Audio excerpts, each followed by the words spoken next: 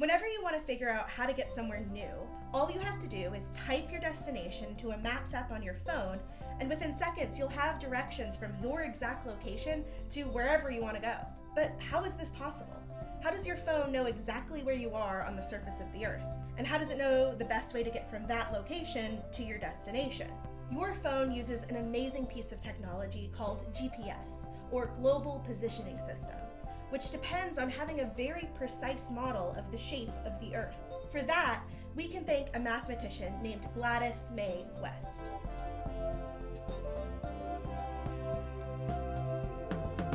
Gladys May West was born in 1930 in rural Virginia.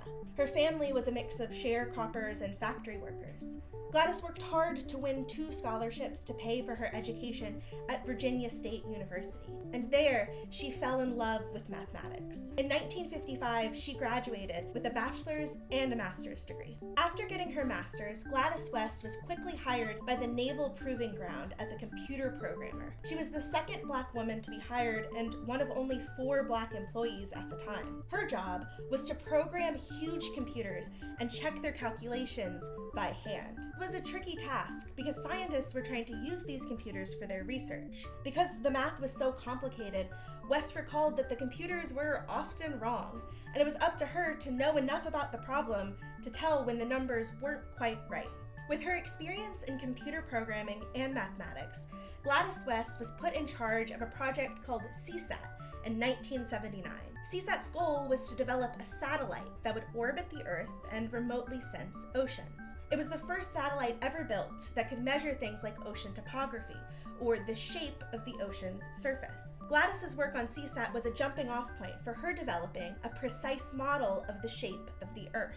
Building a 3D model of Earth's shape can't be that hard, right? We know the planet is basically a sphere. But even if we assume that the Earth is a perfect sphere, we need some math to describe where exactly we are on the planet. Since we all live on the surface of the Earth, our position in space is better thought of in terms of latitude and longitude. To get an idea for what these words mean, imagine that you're holding a really long string connected to the center of the Earth. If you then stand on the widest part of the Earth, on the equator, we can define that angle that the string makes to be 0 degrees. Then, if you walk towards the North Pole, the angle of that string increases. That angle is called your latitude, and it measures how far north or south you are from the equator. We could do a similar thing moving left and right, with a 0 point defined at what's called the prime meridian. That distance is called your longitude. With a specific latitude and longitude, you can define any point on the surface of the Earth. And now that we have a way to define where 2 points are, we can do all sorts of calculations, like finding the shortest path between them. This is complicated a bit by the fact that the Earth isn't a flat plane, but has some kind of curvature. But how curved is the planet exactly? We've all seen our planet represented as a perfect sphere, like with this globe. But it turns out the Earth isn't a perfect sphere. This is because at every point, the Earth is experiencing some combination of forces. There's a force from gravity, pulling everything in, which depends on exactly how the mass of the Earth is distributed. But there's also a centrifugal force, which comes from the Earth's rotation.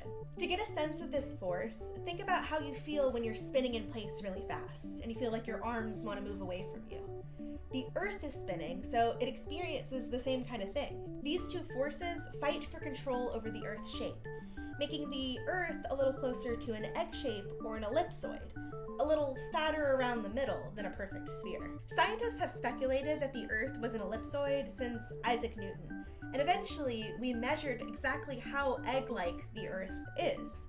It turns out that the difference between the diameter of the Earth at the equator and the poles is 42 kilometers. This might not seem like much, but if you were planning a route without accounting for this change in curvature, you could be off by quite a bit. But the Earth isn't perfectly smooth either. The presence of mountains and valleys, rivers and lakes, and oceans and canyons can all change the best path between 2 points. Just imagine if your phone sent you wading through a river to get your groceries.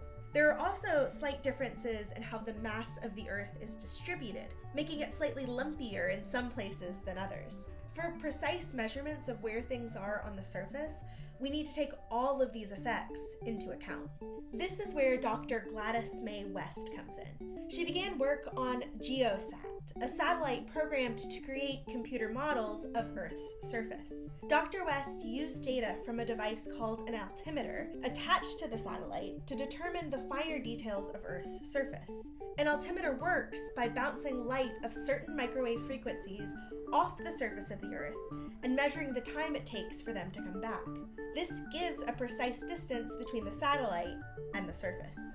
Gladys West used this data to create a model that combined the math of the ellipsoid shape of the Earth with the finer distortions on the Earth's surface. Then she programmed this model into an IBM computer.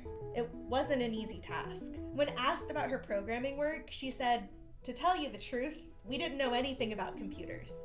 It was a long climb to get on board, but it was exciting."